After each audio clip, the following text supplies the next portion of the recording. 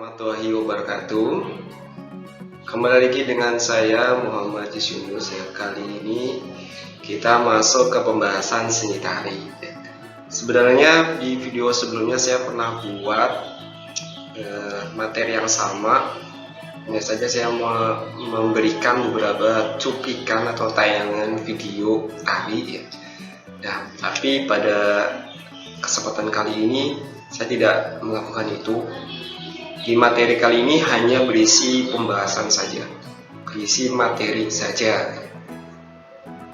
Karena kalau menggunakan video kemarin mungkin tidak terlalu semuanya bisa dibahas. Kalau melalui presentasi seperti ini, ya jadi saya bisa membahasnya secara detail.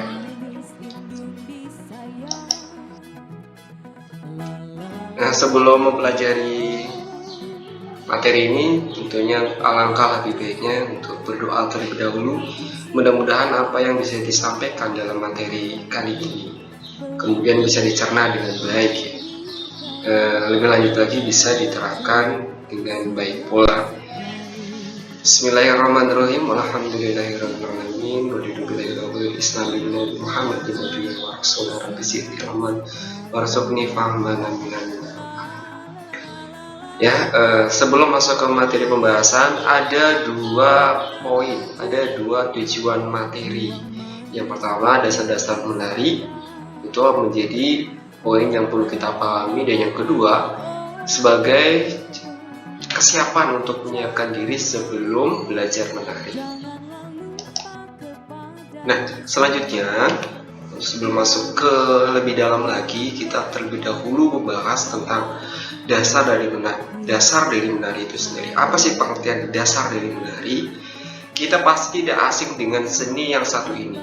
Selain memberikan hiburan, tarian juga digunakan untuk berbagai upacara adat keagamaan. Ya, jadi tarian ini sering digunakan awalnya untuk upacara adat atau keagamaan. Kita banyak melihat dulu pada agama-agama di Yunani itu banyak sekali mereka menyembah dewanya mereka dengan sebuah tarian. Ya, di lokal di Nusantara juga ada beberapa daerah yang menjadikan tarian sebagai media untuk keagamaan, untuk adat ya. Seperti di daerah-daerah timur, Papua, Kalimantan ya, dengan suku Dayaknya. Itu biasanya mereka sering melakukan tarian sebagai upacara. Kalau di daerah sekitar Jabodetabek mungkin tarian serupa sudah tidak ada. Tapi sebenarnya seperti ondel-ondel itu dulunya juga media untuk menyembah dewanya orang dulu sebelum memeluk Islam ya. Lalu ondel-ondel ini digunakan untuk upacara adat penyambutan panen, musim panen. Tapi sekarang ondel-ondel digunakan untuk hal yang berbau kebudayaan dan malahan terjual bebas di pinggir jalan ya. Yang itu yang sangat disayangkan. Jadi boleh saja kita melestarikan budaya kita seperti ondel-ondel itu, tapi dengan cara yang lebih tepat, dengan cara yang lebih bagus, yang lebih mulia lah. Kalau untuk mengamen terus hanya arak-arakan dari jalan ke jalan saja, itu kan hanya akan membuat citra yang lain gitu, hanya akan membuat citra yang lain, apalagi terkesan lebih mudah ya. Padahal kan ondel-ondel itu ya syarat dengan sejarah, syarat dengan keindahan seharusnya, tapi lebih terlihat sangat murah gitu. Nah, sebelum belajar menari ada 3 elemen yang perlu dipelajari. 3 elemen ini nanti saling berhubungan dan ini yang mempengaruhi sebuah gerak dalam tarian. Sebelumnya sayang sekali ya, di Indonesia itu masih banyak orang yang menilai bahwa tarian ini hanya dimainkan oleh wanita, hanya dimainkan oleh kaum perempuan. Padahal tarian ini ya milik siapa saja, semua orang boleh menari. Ya kalau kita lihat di Bali, laki-laki juga menari gitu. Tapi entah kenapa stigma di masyarakat itu, tarian ini hanya boleh dilakukan untuk perempuan. Kan laki-laki yang menari itu dianggap keperempuan-perempuanan. Ya padahal ya mereka punya hak, dia boleh untuk menari. Laki-laki juga boleh untuk menari. Yang keseringan kita alami adalah kadang laki-laki merasa malu untuk menunjukkan bahwa dirinya itu suka menari. Ya salah satunya karena stigma itu tadi, bahwa menari itu pekerjaan perempuan. Itu yang sangat disayangkan. Menari di sini kita berpikir bahwa menari itu bisa dilakukan oleh siapa saja. Nah, ruang. Yang pertama, elemen pertama yang akan kita bahas adalah ruang. Ruang merupakan media menyampaikan gerak di dalam tari. Untuk itu, seorang penari wajib memahami apa yang dimaksud dengan ruang. Pada ruang inilah sebuah gerakan akan dibangun. Nah, ruangan di sini tuh bukan panggung, bukan tempat, bukan aula, bukan ruangan kelas, bukan bangunan. Ruangan di sini adalah tubuh si penari itu sendiri, gerakan atau diri si seorang penari itu sendiri. Nah, seperti apa ini dia, kita akan bahas di dalam slide-nya. Di sini ada gambar seorang penari Bali yang sedang duduk. Nah, di sebelahnya ada tulisan, akan saya baca. Jika kamu melakukan gerakan di tempat tanpa berdiri, seperti gambar penari di sebelahnya, kamu melakukan gerakan di ruang pribadi. Nah, berarti penari ini yang ada di gambar itu melakukan gerakan di ruang pribadi. Nah, sementara jika kamu berpindah tempat, maka kamu melakukan gerakan di ruang umum. Jadi untuk bagian ini ya, bagian ruangan ini, bagian ruang cuma ada dua, yaitu ruang pribadi dan ruang umum. Ruang pribadi adalah ruang yang dilakukan secara diam, statis, tanpa berdiri.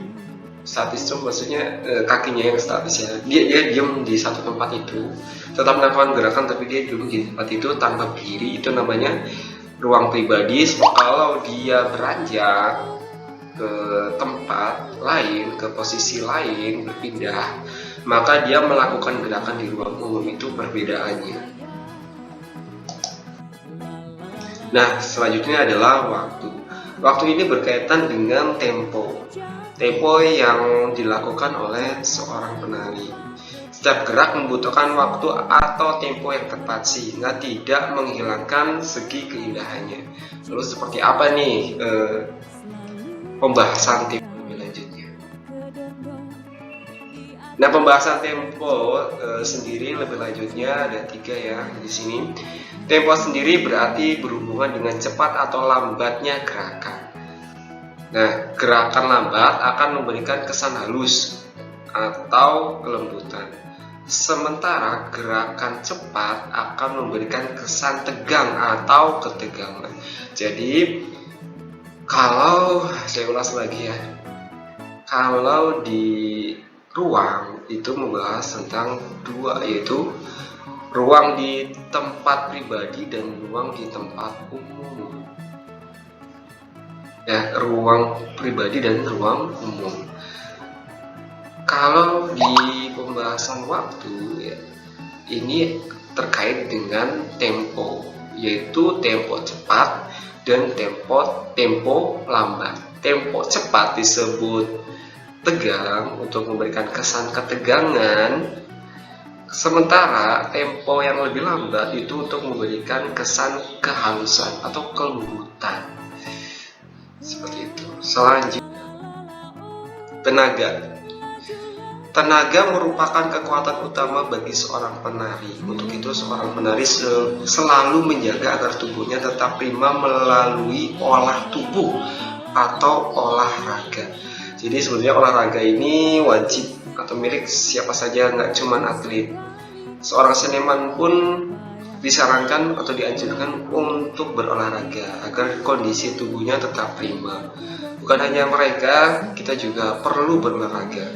Karena di masa pandemi ini kita sering sekali hidup di atas ranjang ya, apa-apa serba tidur, serba berbaring, main handphone, main game, chattingan, whatsappan, Zoom lah, lain sebagainya, semuanya dilakukan serba berbaring. Nah, cobalah kalian keluar untuk membuat keringat di tubuh kalian. Nah, lebih lanjut ya, untuk tenaga ini ada beberapa pembahasan. Intensitas, kita pasti membutuhkan tenaga yang lebih untuk memunculkan gerakan yang konsisten. Intensitas berkaitan dengan menghasilkan tingkat ketegangan gerak ya. Yang kedua, aksen atau tekanan. Ketika gerakan dilakukan secara tiba-tiba, kita juga perlu tenaga ketika kita melakukan gerakan secara tiba-tiba. Misalkan ya, kalian bisa perhatikan tangan saya, kalau saya begini, ini berarti saya melakukan sebuah tekanan. Kalau saya tidak melakukan sebuah tekanan, berarti tangan saya akan terlempar. Nah, seperti itu. Kalau menggunakan tekanan ya, maka dia akan melakukan seperti ini. Misalkan ya. Tapi kalau saya tidak menggunakan tekanan ya, yang terjadi akan lepas, akan lemas. Nah, itu berarti kita membutuhkan tenaga. Nah, kalau sudah seperti itu, bagaimana orang yang belajar menari tanpa didahului olahraga? Pasti kesalahan-kesalahan seperti cedera akan sering dialaminya. Kesalahan-kesalahan seperti cedera itu akan sering dialami. Kenapa? Karena untuk melakukan sebuah tekanan atau aksen ini membutuhkan kekuatan otot. Nah, ini dia pembahasan poin yang sangat mantap. Yang ini adalah poin yang sangat diunggulkan, poin yang sangat dipatok lah ibaratnya, yaitu kualitas. Jadi tenaga bisa menghasilkan sebuah kualitas berkaitan dengan penggunaan atau penyaluran tenaga. Seberapa kuat nih tenaga yang kita salurkan, nah itu akan menentukan sebuah kualitas. Yang narinya salah-salah, yang narinya tidak serius, otomatis dia tidak akan mengeluarkan tenaga yang serius. Dan kalau tidak mengeluarkan tenaga yang serius, yang nanti bisa dikatakan kualitasnya tidak baik. Nah, seperti itu. Oke, baik, materinya memang cukup singkat, hanya membahas ruang, waktu, dan tenaga. Kesimpulan pada video materi kali ini adalah tarian tradisional umumnya tarian dengan gerakan dasar yang mudah untuk dipelajari. Karena apa? Karena gerakannya ya hanya diulang-ulang saja dan lebih lembut. Setiap tarian membutuhkan gerakan untuk menciptakan keindahan dengan menguasai ruang, waktu, dan tenaga. Nah, 3 poin inilah yang menjadi dasar sebelum kita berlatih menari.